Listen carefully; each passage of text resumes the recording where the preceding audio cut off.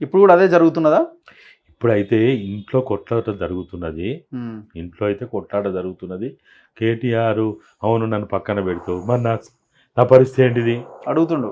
అడుగుతున్నాడు. హ్మ్.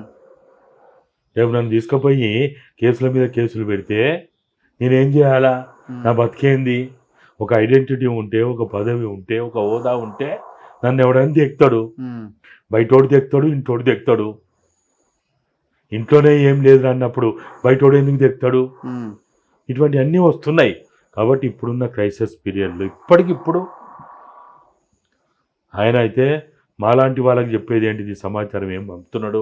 నేను కేటీఆర్ అనే వాడిని పక్కన పెడుతున్నా హ్మ్. అని పంపుతున్నాడు. ఆ! ఏ? ఓకే. ఆ! హ్మ్. బీఆర్ఎస్ని మాత్రం టీఆర్ఎస్ చేయడానికి వాడెవడో ఆ అంకెల శాస్త్రం, ఆ గణాంక శాస్త్రం వాడెవడో వద్దన్నాడట.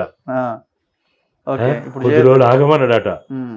అది కూడా కొద్ది రోజుల తర్వాత చేస్తా. హ్మ్. మనం పెట్టిన 3 డిమాండ్లు. హ్మ్. ఒకటి బీఆర్ఎస్ని టీఆర్ఎస్ టీఆర్ఎస్ చేయమనేది నెంబర్ 1. హ్మ్. నెంబర్ 2 కేటీఆర్‌ని పక్కన పెట్టాలి. అది మూడోది. ఆ! రెండవది తెలంగాణ ప్రజలకి 9.5 ఏళ్ల పాలనలో చేసిన తప్పుల గురించి హ్మ్. బహిరంగంగా హ్మ్. అంటే లక్షల మందిని, కోట్ల మందిని పిలిచని కాదు. హ్మ్. కనీసం ఒక సదస్సు లాంటిదో లేకపోతే ఒక ప్రెస్ మీటో సంథింగ్. ఏర్పాటు చేసి బహిరంగంగా క్షమాపణ చెప్పాలి. హ్మ్. ఇది రెండవది. హ్మ్. మూడవది సంస్థాగత మార్పులు చేస్తూ, గ్రామ స్థాయి నుంచి మార్పులు చేస్తూ, రాష్ట్ర స్థాయిలో కూడా మార్పులు చేసి హ్మ్. కుటుంబాన్ని, కోటరిని కూడా దూరంగా పెట్టు. ఓకే. ఇది మనం పెడుతున్న 3 సూచనలే అనుకో, సలహాలే అనుకోండి, డిమాండ్లే అనుకోండి. కుటుంబాన్ని దూరం పెట్టడం అంటే ఏంటి మీ డిమాండ్? కుటుంబంలో కొడుకున్నాడు, కూతురున్నది, అల్లుడున్నాడు, సడ్డకుని కొడుకున్నాడు. అండ్ ఇంకొకరు వినోద్‌రావు లాంటి లీడర్లు కూడా ఉన్నారు. వీళ్ళంతా ఫ్యామిలీయే కదా!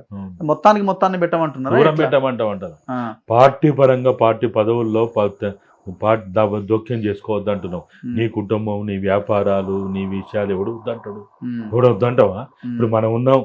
మనం కూడా ప్రజా జీవితంలో ఉన్నంత మాత్రాన హ్మ్. కుటుంబ జీవితం అనేది ఉండదా? అవును. వాళ్ళ అల్లుల్లో, బిడ్డో, అవును. పిల్లలో, భార్యో, చుట్టుపక్కల బంధువులు ఉండరా? హ్మ్. ఉంటారు కదా! హ్మ్. అవన్నీ లేకుండా ఉండవు కదా! కానీ ఒక పార్టీ అనేది అది నీ కుటుంబం కోసం ఏర్పడింది కాదు. హ్మ్. ఒక్క కుటుంబమే కాదు, నీ కోటరి విషయం కూడా చెప్తున్నా. హ్మ్. కోటరిని కూడా దూరం పెట్టమని చెప్తున్నా.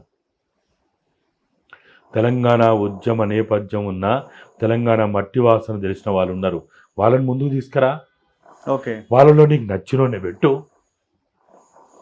మేమెవరి పేరు చెప్తలేం ఇప్పుడు కదా. ఈ వార్ నడుస్తూనే ఉందా హరీష్, కేటీఆర్‌ది? నాకు తెలిసినంత వరకైతే కేటీఆర్ మీద ఏదైనా నెగెటివ్ వచ్చినప్పుడు వీళ్ళు బానే ట్రోల్ చేస్తున్నారు. ఈయన మీద వచ్చినప్పుడు వీళ్ళు బానే ట్రోల్ అంటే వాళ్ళ సోషల్ మీడియా ఉంటది కదా!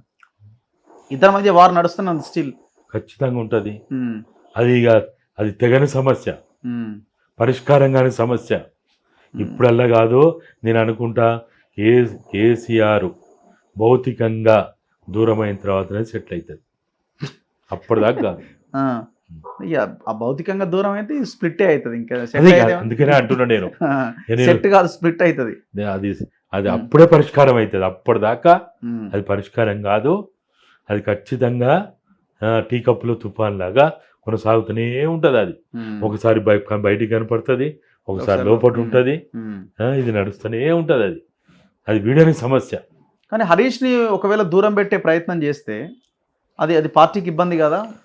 అస్సలు పెట్టడు. పెట్టడు. కేసీఆర్ ఎప్పుడు పెట్టడు.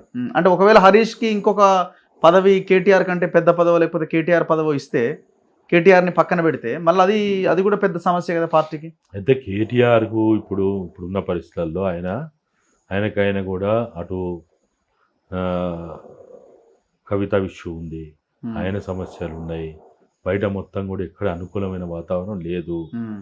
ఇటువంటి పరిస్థితులలో ఎన్నికలు దరిదాపుల్లో లేవు. నిజంగా ఎన్నికలు ఉంటేనేమో రాజకీయ పార్టీలకు ఒక ఆట ఆడడానికి, చేసి గేమ్ ఆడడానికైనా వీలుంటుంది. ఇప్పుడు ఏం లేవు. లోకల్ బాడీలు లేకపోతే సర్పంచ్ ఎన్నికలు ఎట్లయినా కానీ రూలింగ్ పార్టీ ఫేవర్లోనే ఉంటాయి. ఫలితాలు ఉంటాయి. ఇప్పుడు ఏమున్నది ఆడ? హ్మ్. ఇప్పుడు ఏమున్నాయి ఇక్కడ? హ్మ్. ఏమన్నా ఉన్నాయంట? ఇక మళ్ళీ మళ్ళీ 4 ఏళ్ల తర్వాత మళ్ళీ 5 ఏళ్ళకి మళ్ళీ 5 ఏళ్ళకే ఇక మళ్ళీ ఏం ఇప్పుడు ఎలక్షన్స్ ఇప్పుడు ఎంపీలైన వాళ్ళలో ఎమ్మెల్యేలు ఎవరున్నారు? ఇప్పుడు అట్లా కూడా ఇప్పుడు మెజారిటీ ఎమ్మెల్యే ఎమ్మెల్యేలను తీసుకుంటే అయిపోద్ది కదా! ఎలక్షన్ కూడా ఉండదు కదా అట్లా కూడా. ఇప్పుడు ఎన్నికలు వచ్చేది హ్మ్. ఎంపీలైన వాళ్ళలో ఎమ్మెల్యేలు ఎవరున్నారు? ఎవరు లేరు పెద్దగా. కాంగ్రెస్ వైపు ఎవరు లేరు. దానం నాగేందర్ ఓడిపోయా, ఈడ ఈయన ఓడిపోయా, పద్మారావు ఓడిపోయా, ఎవరున్నారు ఇక? ఇంకెక్కడ లేదు, ఆ, ఎవరు లేరు. బీజేపీలో గెలిచిన వాళ్ళందరూ అందరూ ఎవరు మాజీ కాదు. సిట్టింగ్ లేనే, కొత్త వాళ్ళేనే. కొత్తోళ్ళేనా? మిగతా లేవు. కాంగ్రెస్ గెలిచిన వాళ్ళు ఎవరు ఎవరు లేరు. ఎన్నికలు లేవు కదా ఇక. ఎమ్మెల్యే ఎన్నికలు వస్తే ఏమన్నా కొద్దిగా గడబడి ఉంటుంది కానీ లోకల్ బాడీ ఇవన్నీ పెద్ద లెక్కలు ఉండవు. కాబట్టి ఎక్కడ మనుగడ లేదు. నేను ఒకవేళ కేటీఆర్ ఒక స్టెప్ డౌన్ చేస్తే చేసే అవకాశాలు అయితే కనపడుతున్నాయి నాకున్న అర్థమైన కాడికి. స్టెప్ డౌన్ చేసినప్పుడు ఆటోమేటిక్గా హరీష్ ముందుకు వస్తాడు కదా. స్టెప్ డౌన్ నేను చేస్తా, అక్కడ కూడా ఏం జరగొద్దు అని అంటాడు. ఉంటాయి అవన్నీ ఉంటాయి కదా, ప్రీ కండిషన్స్ అన్నీ ఉంటాయి. ఉంటాయి. అది ఆల్రెడీ అండర్స్టాండింగ్ వ్యవహారమే ఉంటుంది.